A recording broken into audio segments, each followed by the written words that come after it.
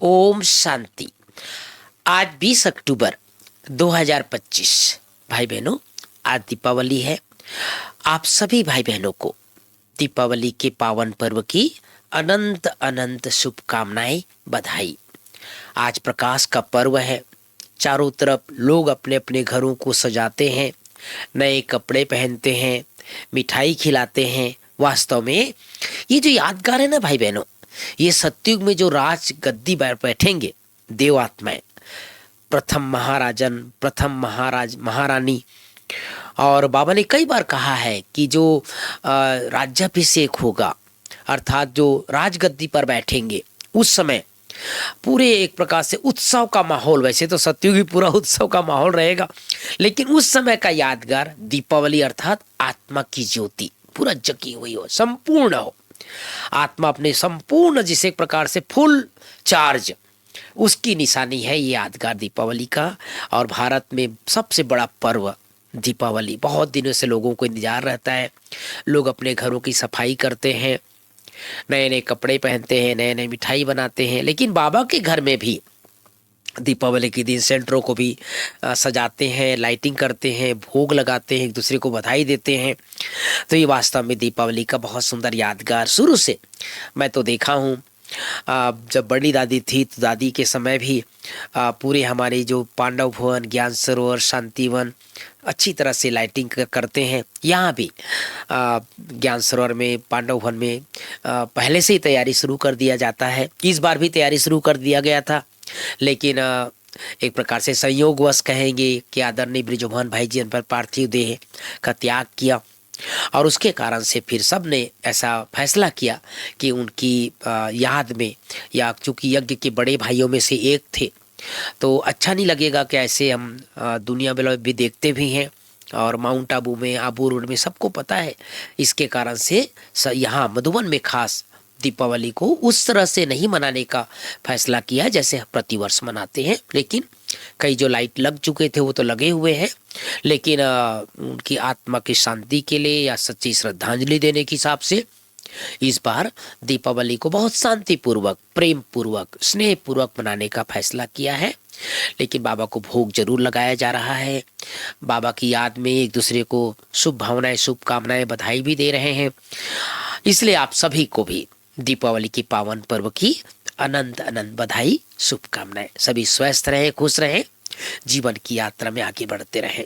आज की मुरली से मुख्य मुख्य 5 बातें। पहली बात, मीठे बच्चे, बाबा आए हैं। क्यों आए हैं बाबा? तुम्हें बहुत रुचि से पढ़ाने। तुम भी रुचि से पढ़ो, नशा रहे। हमको पढ़ाने वाला स्वयं भगवान है। दूसरी बात, प्रश्न है, तुम ब्रह्मा कुमार कुमारियों का उद्देश्य व शुद्ध भावना कौन सी है? उत्तर है, तुम्हारा उद्देश्य है कल्प 5000 वर्ष पहले की तरह फिर से श्रीमत पर विश्व में सुख और शांति का राज्य स्थापन करना। तुम्हारी शुद्ध भावना है कि श्रीमत पर हम सारे विश्व की सद्गति करेंगे। तुम नशे से कहते हो, क्या कहते हो? हम सबको सद्गति देने वाले हैं। तुम्हें बाप से पीस प्राइज मिलती है, नरकवासी से स्वर्गवासी बनना ही प्राइज लेना है। तीसरी बात, दैवी गुण धारण कर श्रीमत पर भारत की सच्ची सेवा करनी है। अपना भारत का और सारे विश्व का कल्याण बहुत बहुत रुचि से करना है। ड्रामा की अनादि अविनाशी नूंद को यथार्थ समझकर कोई भी टाइम वेस्ट करने वाला पुरुषार्थ नहीं करना है। व्यर्थ ख्यालात भी नहीं चलाने हैं। वरदान, दीपराज बाप द्वारा अमर ज्योति की बधाई लेने वाले सदा अमर भव। बाबा दीपराज है और हम सब कौन है? दीपराज के दीपरानियां हैं। स्लोगन, बाप और आप और बाप दोनों ऐसे कंबाइंड रहो। आप और बाप मना आत्मा और शिव बाबा, ऐसा कंबाइंड रहो तो तीसरा कोई अलग कर न सके। तो भाई बहनों, आज जैसे मैंने शुरू में बताया, आज दीपावली का पावन पर्व है। दीपराज शिव बाबा है, जो महाज्योति है, जो सदा जागती ज्योति है। वो आकर के हम सब की आत्मा की ज्योति को जगाते हैं, और इसीलिए ये प्रकाश पर्व मनाया जाता है। बहुत बहुत इसकी यादगार है, बहुत सारी बातें हैं। दीपावली के दिन यज्ञ के बहुत सुंदर यादगार जुड़े हुए हैं। ब्रह्मा बाबा भी दीपावली का पावन पर्व मनाया करते थे, बड़ी दादी भी मनाया करती थी। और बहुत दादी को बहुत उमंग उत्साह रहता था दीपावली के दिन, और दादी का खास करके जन्मदिन मनाया जाता था। मुझे याद है एक बार दीपावली के दिन बाप दादा आए थे मधुबन में, पांडव भवन में। उसमें ज्ञान सरोवर नहीं बना था, शांतिवन भी नहीं बना था, और ओम शांति भवन को, पांडव भवन को बहुत सजाया गया था। बाबा आए उस दिन, बाबा ने सबको बधाई दिया, लाइटिंग लगाने वालों को, हाल सजाने वाले को, डेकोरेशन करने वाले को। आप सब जानते हैं बड़ी दादी को, जिसने देखा है, बड़ी दादी बाबा के साथ बगल में बैठी थी। दादी ने बाबा को कहा, बाबा हमारी एक इच्छा है। बाबा ने कहा, बोलो बच्ची क्या इच्छा है।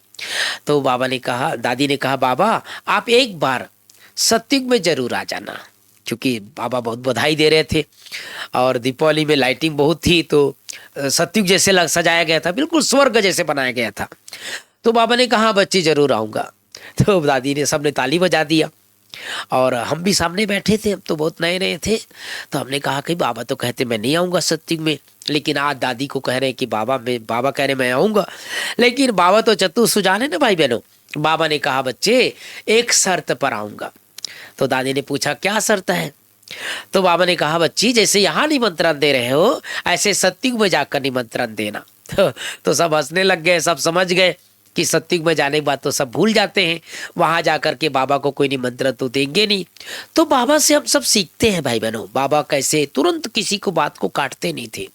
बाबा ने हाँ भी कह दिया और अपने आप को छुड़ा भी लिया। तो ऐसा ये सत्युग का यादगार है, स्वर्णिम दुनिया का यादगार है, और इसीलिए आप सब दिवाली का ये पावन पर्व सभी जगह धूमधाम से मनाया जाता है। आप सबको एक बार पुनः बेहद घर मधुबन से, बाप दादा की तरफ से, दीदी दादियों की तरफ से, सभी मधुबन निवासियों की तरफ से दीपावली के पावन पर्व की एक बार पुनः बहुत बहुत शुभकामनाएं, बधाई। ओम शांति, ओम शांति।